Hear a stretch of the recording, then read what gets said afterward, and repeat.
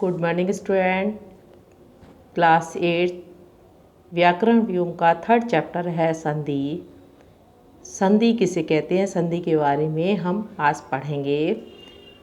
संधि का अर्थ होता है मेल, अर्थात जब दो ध्वनियाँ निकट होने पर आपस में मिल जाती हैं और एक नया रूप धारण कर लेती हैं, तब संधि मानी जाती है। जैसे हिम धन आलय, हिमालय।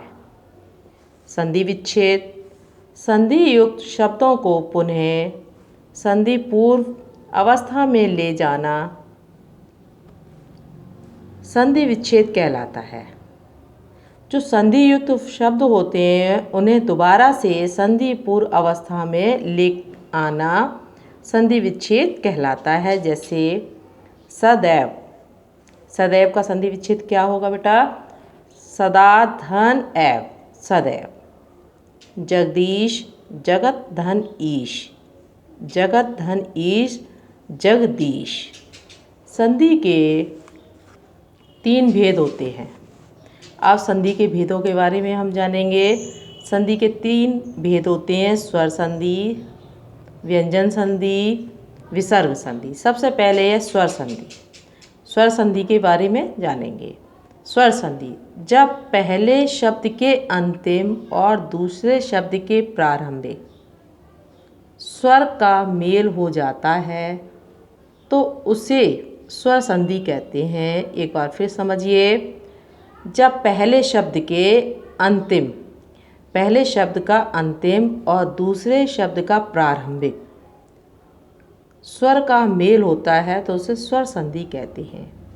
जैसे नर धन ईश बराबर नरेश, विद्या धन अर्थी बराबर विद्यार्थी।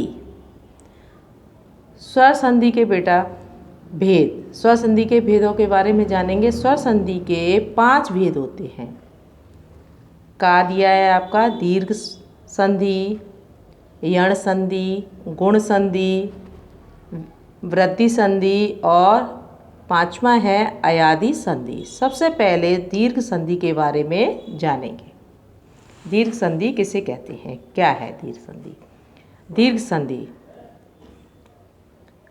जब हर्ष या दीर्घ अ ई उ के आगे वही हर्ष या दीर्घ स्वर आ जाएं तो दोनों के स्थान पर दीर्घ स्वर हो जाता है।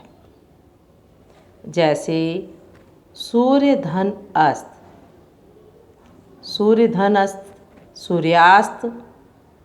धर्म धन आत्मा, धर्मात्मा। ये दीर्घ संधि के उदाहरण हैं। दूसरी संधि है खा यण संधि।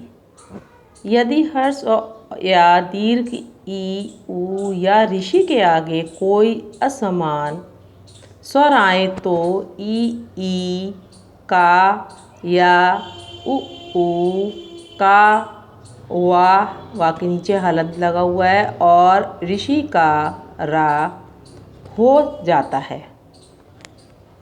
उदाहरण देखते हैं बेटा। जैसे दिया हुआ है यदि धन अपि, यद्यपि, यदि धन अपि यद्यपि, इति धन आदि इत्यादि। ये यण संधि के उदाहरण दिए हुए हैं।